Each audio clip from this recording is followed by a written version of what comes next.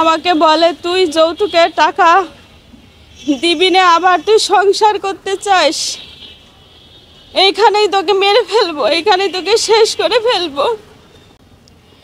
বলে তুই 3 লক্ষ টাকা দিবি না, আবার সংসার করবি কি করে।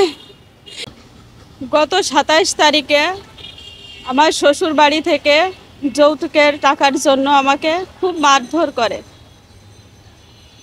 আমার শাশুড়ি, ভাসুর, আমার স্বামী খুব অত্যাচার করে, মারধর করে আমাকে আমার সন্তান সহ বাবার বাড়িতে পাঠিয়ে দেয়।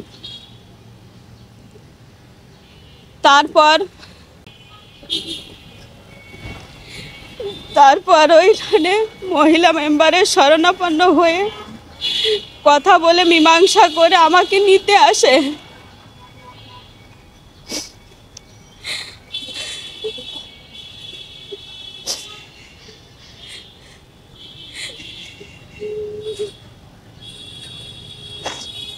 এক পর্যায়ে মীমাংসা করার পর 16 তারিখ সকাল 8টায় আসে এবং আমাকে 8:20-এ বাড়ি থেকে নিয়ে চলে যায়। নিয়ে যেয়ে বাসার থেকে সামান্য সামনে ইট ভাটার পাশে হারাজি রাস্তার পাশে নিয়ে আমাকে মারধর করে। আমাকে বলে তুই যৌতুকের টাকা দিবি না, আবার তুই সংসার করতে চাস, এইখানেই তোকে মেরে ফেলবো, এইখানেই তোকে শেষ করে ফেলবো। তাই করে আমাকে খুব মারধর করে এবং লাঠি দিয়ে চাপা দিয়ে ধরে আমার চুল কেটে নেয়, শারীরিকভাবে নির্যাতন করে। বলে তুই 3 লক্ষ টাকা দিবি না, আবার সংসার করবি কি করে। মারে ধরে আমাকে ওইখানে ফেলে দিয়ে তারা চলে যায় এবং চিৎকার চেঁচামেচির ফলে পাশের লোকজন আসে ওইখানে, এসে আমাকে হসপিটালে 16 তারিখে ভর্তি করে। ভর্তি করার পরে 8:30টায় আমাকে ভর্তি করে। তারপরে ওইখানে আমাকে ট্রিটমেন্ট দেয়। 17 তারিখে আমাকে হসপিটাল থেকে ছেড়ে দেয়। তারপর আমি থানায় যাই মামলা করার জন্য। থানা বলে তুমি কোর্টে চলে যাও সরাসরি।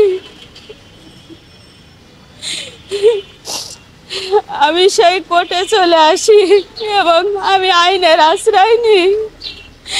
এখন আমি আমার এই সন্তান নিয়ে আমি কোথায় যাব?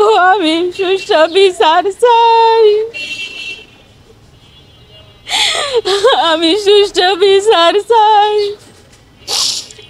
আমার স্বামী মাদকাসক্ত আসক্ত আছে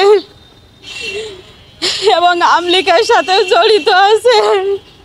আর সেই মেয়েটি বলেছে তোর যত টাকা পয়সা লাগে আমি দেব, তোর বউকে এখান থেকে বাদ দিতে হবে। সে পরকীয়ায় আসক্ত এবং টাকার লোভে আজকে আমারে পথে ফকির। আমি এর বিচার চাই, আমি এর বিচার চাই। আমি চাকরি 2013 সাল থেকে 20 সাল পর্যন্ত 20,000 টাকা করে প্রত্যেক মাসে আমি তাকে বেতন তুলে দিয়েছি। সংসারে আনুষঙ্গিক সমস্ত খরচ আমি চালাইছি এবং টাকা যখন দিতে পেরেছি তার কাছে খুব ভালো। 2020 সাল থেকে যখন আমার চাকরিটা চলে যায়, টাকা পয়সা না দিতে পারি, তখন থেকে সবাই আমার পরে দিনের পর দিন অত্যাচার, মারপিট এইভাবে করে নির্যাতন করে আজকে আমাকে পথের পাগল বানিয়ে দিয়েছে। আমি এর বিচার চাই। আমার একটা সন্তান আছে, আমি এই সন্তান আমি কোথায় যাব? এত সুন্দর বাচ্চা ধুয়ে এমন কাজ করতে কি পারে? আপনারা এর বিচার করেন। আপনাকে মারতে কে কে? আমার শাশুড়ি।